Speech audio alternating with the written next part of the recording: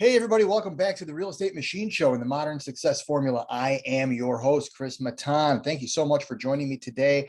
Today's topic is it's kind of a one that's very close to me, close to a lot of people. Listen, in the title is, I guess, Next Generation Family Business. And what I mean by that is, as a family business, the family business is ultimately started by somebody. It could be a father, a mother, a grandfather, a grandmother, great, depending on how many generations ago it started. But family businesses in general are started by an individual and then subsequently passed down to the children and then the grandchildren and so and so. And there is a statistic out there that I don't know if this is exactly right, but it basically says that, let's just say that 80% of family businesses do not make it past the second generation.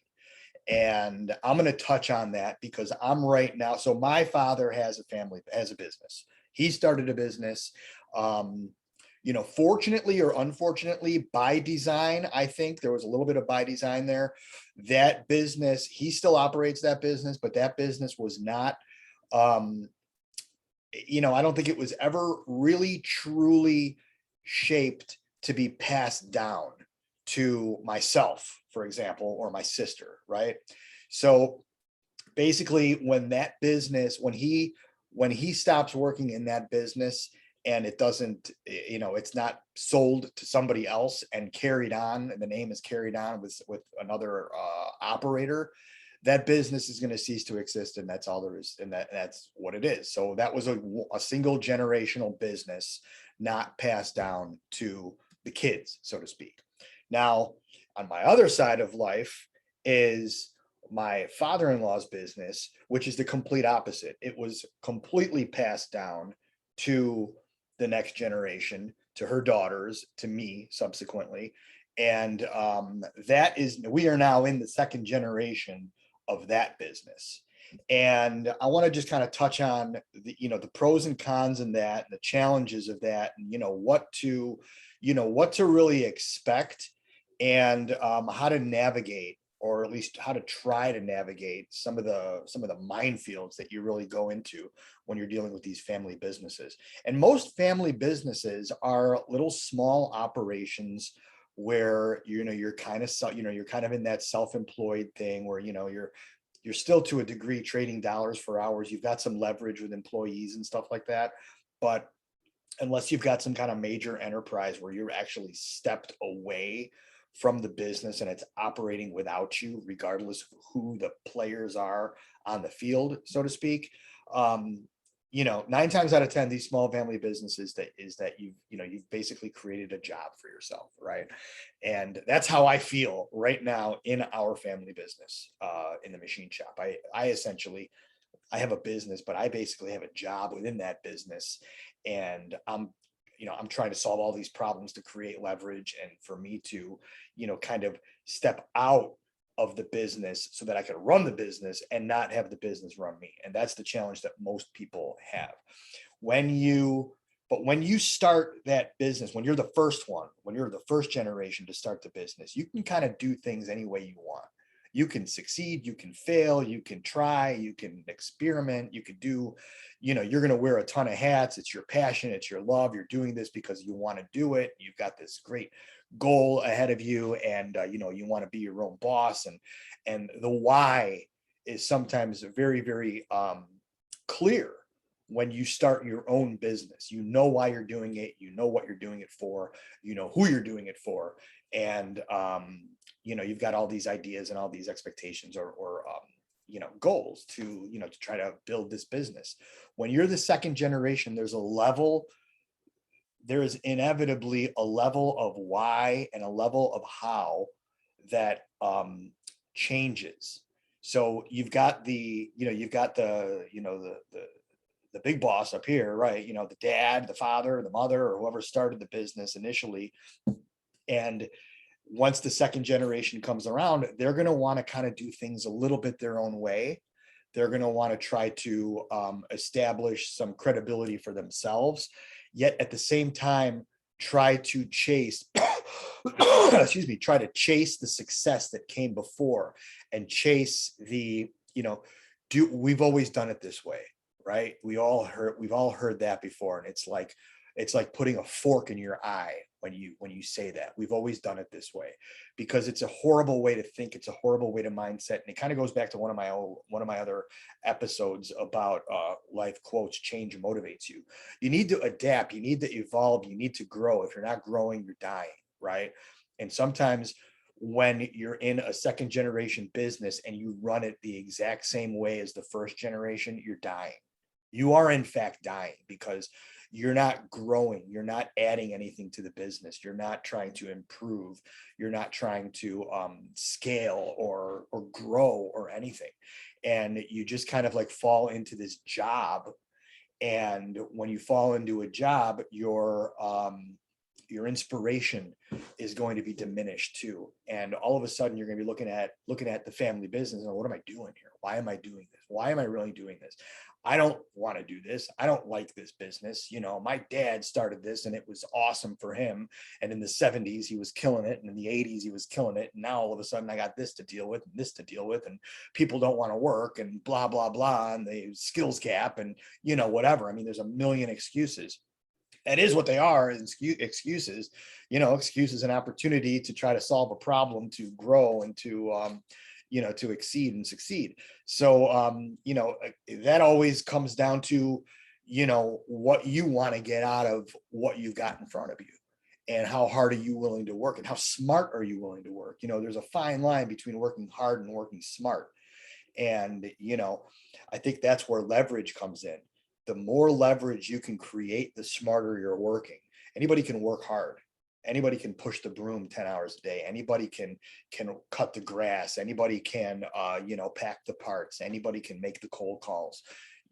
That's just grinding. That's just working hard. But it's a matter of managing people and bringing people into the organization where you can create leverage, which then shows where the possibilities are. And that first generation, sometimes they did everything themselves, and they grinded through, and they just did it on sure willpower and hard work. And that's what I've seen growing up, right? And sometimes, depending on the business, everybody's going to get an employee here or there, going to get an operator, or going to get a shipping clerk, or a secretary, right? Somebody answer the phone, somebody data processing, whatever, administrative help. But a lot of times, when you get into that kind of like small business, first generation small business, that effort is all grind and it's all will. And then when that passes down to the second generation is not going to have the same grind and will as the first generation. It's just kind of inevitable. It's society. It is what it is.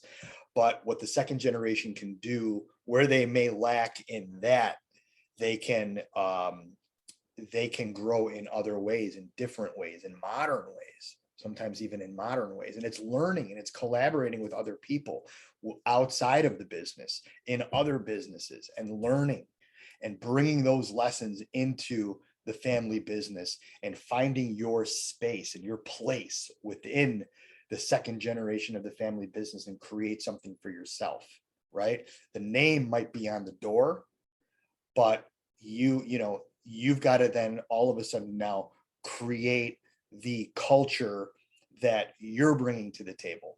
And okay, this is now the second generation, and this is how we're going to make it successful, and why we're going to make it successful, and the path we're going to take to do that. So, but you gotta want it. When it comes down to it, you gotta want it, and you gotta find your passion within it. And if you don't, you kind of got to cut the cord. You got to figure it out. And that's where the family dynamic comes in and becomes really difficult, because you've got the expectation of generation one. You've got maybe siblings that have different ideas, or different work ethics, or different passions, right? Maybe they've gone to school for something else. Maybe they want nothing to do with the family business because they're ambitious in their own right. Or maybe there's something that's happened, over their lifetime, that's created a feeling or situation where they want nothing to do with the family business. There's a million things. There's a million dynamics that goes on with families. And then when you tie business into that, it just makes things really complicated and sometimes very, very difficult. What I like to see is, okay, look, if you're in a position where you've got a family business and you have the opportunity to either take over that business, enter the business, most kids work in the family business as they're growing up. They might be doing some cleaning or some bullshit work, whatever it is. They're making a few bucks. They're maybe getting some life lessons. They're helping out. They're just helping out. If you're own a restaurant, the kids are washing dishes in the kitchen. It's just, that's what a family business is. The family comes together and kind of works for the business. But when it comes time to take over and move the needle to the next generation, that's where a major decision is made, because now that child's life is either going to go all in or they're not. And it's when you've got one foot in and one foot out where things might get a little bit funny and get a little bit muddy and challenging for everybody. And, I live that life right now. I swear to God, I'll be completely transparent. I've got a foot in one business, got a foot in another business. But what I've tried to do is try to create a situation where both businesses work for me. And I understand that I have two separate platforms to really create income and wealth for my family. And that's the way that I'm looking at it. And if I continue with that mindset, that these are both vehicles and they're platforms, and if I can build my passion around the vehicle and the platform and what I'm bringing to the table and who I'm interacting with on a regular basis, that's my why, and that's my inspiration, and that's what kind of keeps me going. So I almost try to peel away the idea that these are generational businesses and families and stuff like that. Business is business. Let's look at it as a business. We own and operate a business for the purpose of creating profit to fund our lifestyle. That's in effect what a business is. And if what you do in your business can change somebody's life or change the world, God bless you for it. But anyway, I think I've kind of rambled a little bit on this one, but family businesses, I'm sure there's a ton of people that are going to resonate with this. Leave some comments. I'd love to see what people's second generation, third generation businesses are that they're in, the struggles, the challenges, the enjoyment they're getting out of it, the fulfillment. Just put some comments and don't forget to subscribe to the channel. I love all the support, and let's continue being friends and having a great day. See you soon, everybody.